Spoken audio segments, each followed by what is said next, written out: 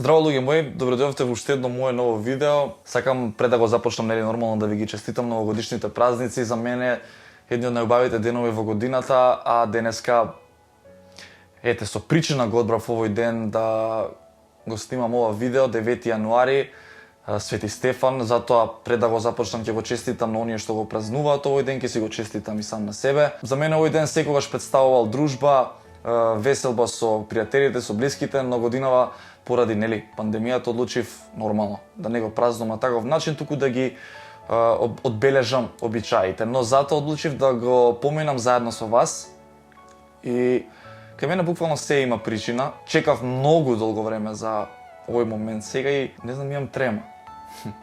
Одамна сум немал трема и не знам, раце ми се тресат. Заради тоа што сакам да бидам денеска искрен од дното на душата со вас и да споделам некои работи кои што ги немам споделено, па можеби и со никој. На начинот на кој што ќе ги споделам денеска со вас. 9 јануари, утре 10 јануари, во 17 часот ќе биде објавена мојата нова песна Бист. Затоа и денеска ова видео го снимам кај мојот другар Томик, со кој што почнуваме да работиме. Баш од оваа песна и ќе не гледате многу почесто заедно. Бист е песна која е напишана пред година и пол. Спиеше се до денеска заради тоа што го чекав вистинскиот момент за да можам да ви ја пренесам емоцијата која живее во мене изминативе 6 години од моментот на згаснувањето на сонот кој што го имав повеќе од па можеби 17 години. Снимивме спот кој што ќе ве остави без зборови, песната ја работевме заедно со два Бона Кун и Тони, огромна благодарност до нив. Сакам да се заблагодарам на сите кои што ми помогна на проектот кој што ќе го гледате утре во 17 часот. Но денеска поентата е друга. Денеска одлучив да буквално ви отворам душата и да ви ја раскажам мојата животна приказна. Ќе се обидам да не бидам предлог за да не трае видео 5 сати. Стефан е дете кое што едноставно многу сакаше и сонуваше да биде фудбалер. Сакав да постигнам, односно да заиграм од мало дете на градскиот стадион. За првиот тим тогаш на Вардар, потоа на Работнички, да заиграм за репрезентацијата на Македонија и многу блиску бев. Можеби затоа ми е криво и денеска, но денешното видео сакам да ве измотивира, а не да ве депримира. Сакам го правам со причина заради тоа што сметам дека многу од вас ќе се пронедат. Независно дали сте фудбалер, дали сте играле фудбал, дали сте играле кошарка или некој спорт. Секој од нас поминал тешки моменти во животот и секој од нас треба да го пронеде решението, односно да знае да излезе од нив како победник. А јас конечно на 23 години, после 6 години од тој момент, можам да кажам дека ја победив депресијата. Имам трема заради тоа што го замислувам овој момент многу долго време и мислев дека ќе го започнам со солзи, со тага, со разочарување, но не е така. Не е така. Сакам да ви се заблагодарам на вас заради тоа што стварно направите многу среќни и ми дадовте втора шанса. Си го пронедов патот и конечно во животот се осеќам среќен. Започнав да играм фудбал на 7 години, тогаш во фудбалскиот клуб Вардар. Едни од најубавите денови во мојот живот. Прв тренер ми беше Чунга, потоа Раптап и верувате ми дека единствено нешто кое што сакав да го правам беше фудбал. Знам дека имам многу приказни, но мојата приказна започнува на многу интересен начин заради тоа што јас имав потенцијал да бидам кошаркар, но кога, што знам, ја фатив топката во рака, односно кога се запознав буквално со фудбалот, едноставно се вроди некое си чувство во себе кое што тогаш не знаев што ја се нарекува љубов. Не зборам за било каква љубов, туку едноставно го пронедов нештото за кое што сметав дека ќе сакав дека ќе се бавам до крајот на животот. Започнав во Вардар, поминав неколку убави години во кои што ги научив првите чекори за фудбал, а веднаш потоа преминав во фудбалскиот клуб Работнички. Клубот во кој што созрев, клубот во кој што израснав, клубот во кој што можеби ги поминав најубавите денови во мојот живот. Сакам да им се заблагодарам на целото раководство на тој клуб заради тоа што ќе ги паметам за секогаш деновите, односно поддршката која што ја добивав и условите кои што ни беа возможени да станеме тоа што сме денес. Не зборувам за фудбалери, туку зборувам за луѓе. Многу работи научив од тие луѓе таму, многу работи научив од самиот фудбал, зборувам за дисциплина, зборувам за упорност, зборувам за љубов, едноставно да цениш она што ти се пружа. Најмногу ми е криво во животот заради тоа што ми се случи повреда во која што ми го одбележа понатамошниот тек на настаните во мојот живот и се случи во момент кога највеќе требаше да успеам. На мој 15 години првпат бев повикан за репрезентација, можете да замислите за едно дете колку значи да заигра за репрезентација и да го облече тој дрес. А веќе на 16 години бев повикан и во првиот тим на работнички. Се сеќавам тогашната генерација на МРМ, тие што следат фудбал многу добро знаат какви 2 години имаше тогаш работнички, освои дупла круна. Баш во моментите кога требаше да заиграм, требаше да почувствувам вистински што е фудбал, се сеќавам на денот кога буквално станав од спиење и почна ме боли ногата. Кај мене проблемот е што јас не се повредив во момент. Јас се повредив поради раст. Колку и да звучи глупаво. Сеќам кога отидов во болница, ми прават магнетна резонанца, све тоа да ме проверат. И докторот ми вика, дете, ти имаш повреда која што се случува на 1 во милион луѓе. Едноставно коленото одлучило да расте малку поинаку и поради тој поинаков раст на 15 години се подскршнало. Затоа имаш проблем. Но ќе ви објаснам малку повеќе околу тоа. Сеќавам на моментите кога трениравме, се боревме за се она што сакавме да го постигнеме, кога доаѓаат тие покани за репрезентација, колку ми значи, и се сеќавам на моментот кога првпат заиграв вистински, односно да не биде собир или тренинзи, туку официјален натпревар против репрезентацијата на Азербејџан. Колку бев горд на себе и колку бев горд што ја пеам химната и конечно дојде моментот да го почувствувам она што сум го гледал на телевизија и колку сум сонувал за тоа. Во тој момент се сеќавам дека играв за младинците, за Б тимот на работнички, тренирав во првиот тим, дојдов во ситуација да играм и за U18 и за U19 репрезентацијата. И најмногу ми е криво што еднаш кога бев на клупа на првиот тим, не влегов во таа утакмица, но веднаш потоа, тоа беше месец ноември-декември, дојде ситуација да тренираме, потоа се спремаме за новата полусезона, за во таа нова полусезона конечно да заиграм. Месец февруари 2014, односно 2015 година, се будам, мене ми боли ужасно ногава, едноставно не можам, но одлучувам покрај тоа што ме боли, не бе желба да појака ќе одам на тренинг и тоа е тоа. На сред тренинг правам чекор, мене ми се блокира цела нога и следно нешто што се сеќавам, ме носат нели во болница. Седам со докторов и ми вика се враќаш за 3 месеци. А најболно од се е што тоа беше месец февруари, а во септември беа тие квалификации до 19 години за кои што секој што игра фудбал сонува да биде присутен. Јас одам на операција после неколку дена и мене ми доаѓа информација од селекторот дека кај су ме бара за на собир, мислам дека требаше да се оди во Турција тогаш. Замислете колку во таков момент за едно дете кое што посветило 11 години, баш во моментот кога што треба да игра и ужива при тоа, седи во болница, лежи, ногата му е лаут, а некако бараат да игра за репрезентација. Не сакам да го доживеете тој момент, не сакам ни да знаете како тоа изгледа, но во тие моменти буквално ми се сруши светот. Се сеќавам, тоест не се сеќавам, знам дека 3 месеци после тоа јас не правев муавет. Бев во таква една депресија во која што мислев дека толку крај. Нема повеќе што. Бев во ситуација кај што го оставив училиштето скроз на страна, бев вонредно и едноставно кажав или ќе бидам фудбалер или ништо нема да бидам во животот. Многу е лошо во таков момент што ти доаѓаат мисли да се самоубиеш, буквално. Ти доаѓаат мисли дека тоа е тоа крај, нема зошто повеќе да се бориш. И најтешко од се е што ми кажа дека ќе се вратам за 3 месеци, а јас не се вратив никогаш. Се вратив после 7 месеци, но имав се уште болки, после неколку месеци веќе преголеми болки, јас морав да прекинам да играм фудбал.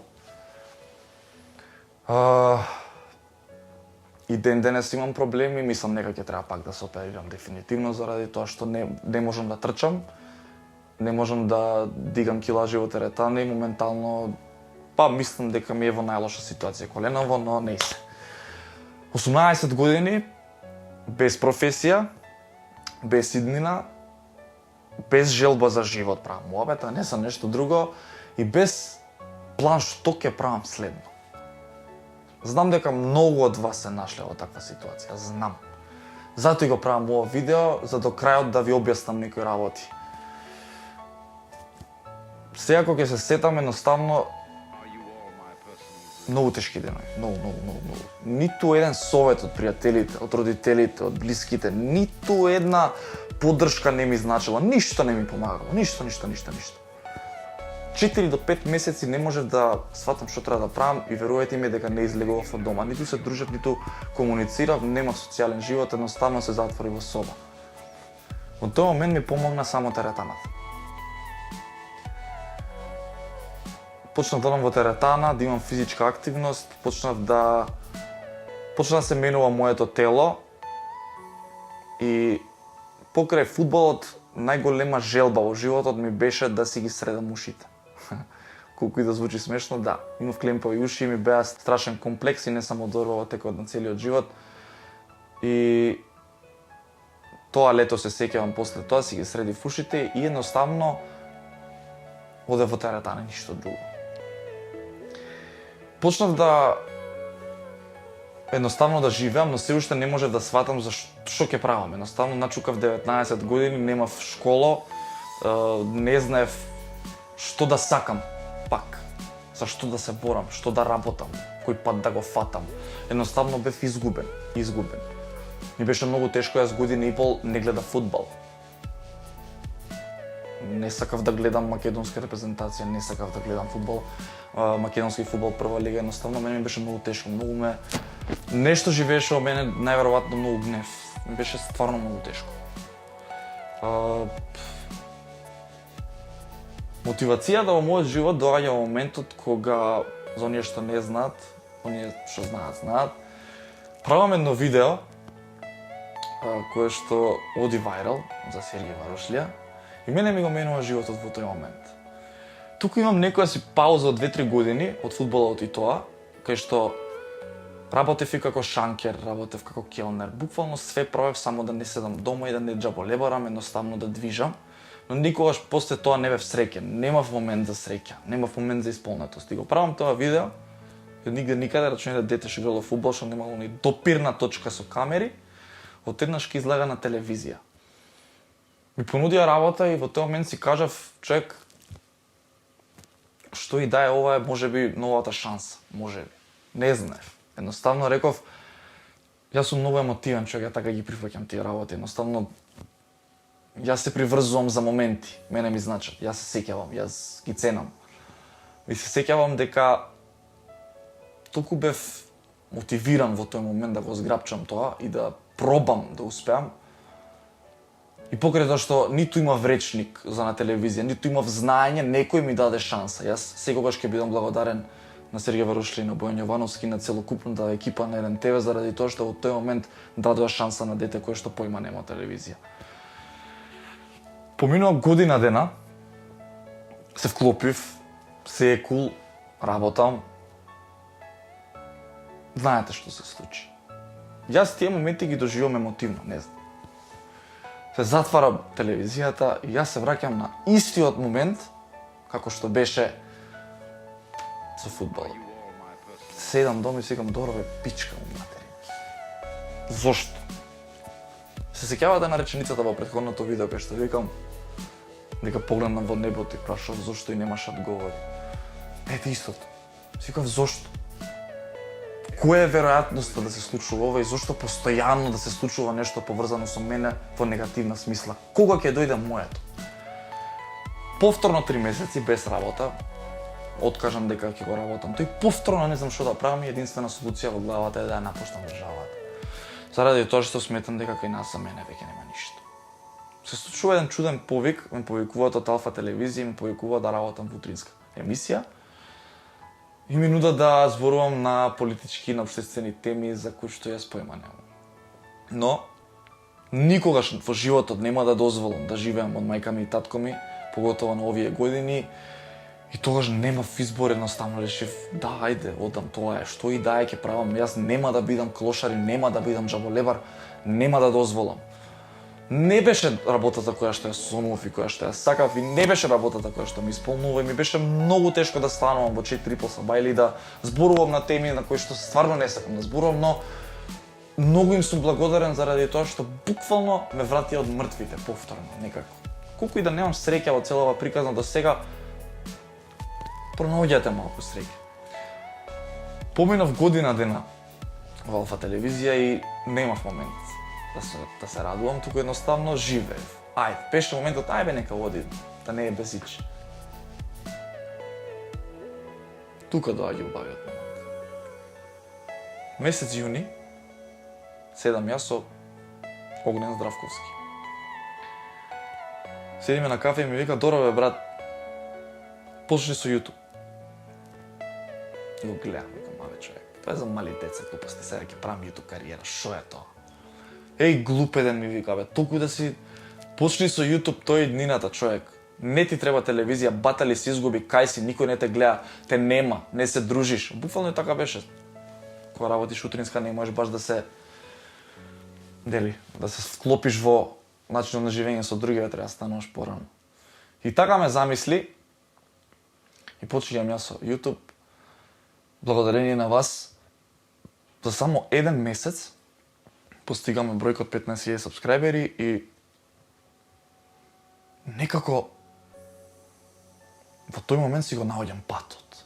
Сваќам дека ова е тоа што треба да го правам. После само неколку дена од тој месец поминат, храбра одлука, одлучив да дадам отказ. Во тој момент немам примање од YouTube, ја губам платата што ја заработувам од Алфа телевизија, но сакам да им кажам огромно фала на моите родители кои што и без разлика на се ме подржуваа и знам дека ќе ме подржуваат и во тој момент ми рекоа, сине, ние сме до тебе, ако мислиш дека ова е тоа што треба да го правиш, единствено што бараме од тебе е да дадеш се од себе. Не знам колку да ви кажам, на вас ви благодарам заради тоа што вистински сменивте живот на некој човек. Вие, баш ти што ме гледаш, секој од вас. Еве, 40.000 сабскрајбери за 6 месеци, но не ми е мене бројката толку битна, колку што мене ми исполнува премногу. Јас после 6 години, во моментот на губењето на сонот и фудбалот, јас станувам од спиење со цел, со визија, со амбиција и знам што правам. Тука веќе доаѓа бист. Тука веќе доаѓа песната која што ќе ја чуете утре во 17 часот. Целата моја емоција, целата моја мотивација ќе ја слушнете утре.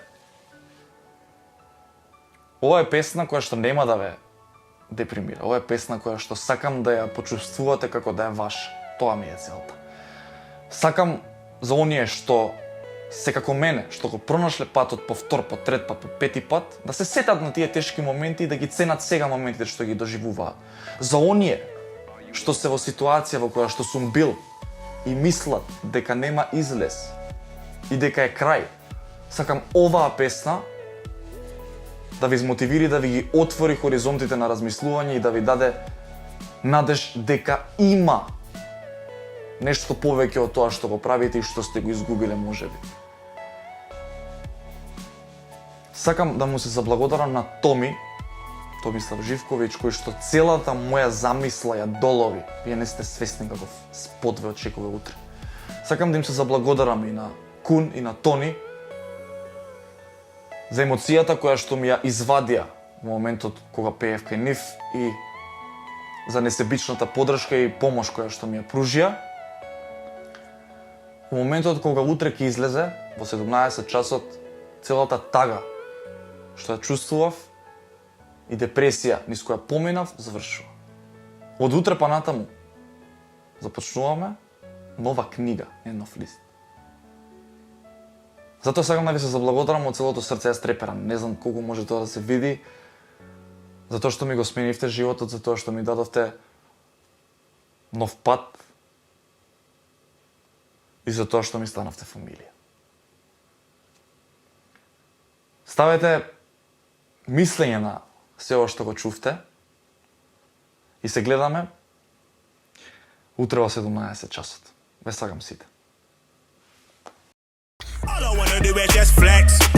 Big batty ting, have sex. No phone calls, just text.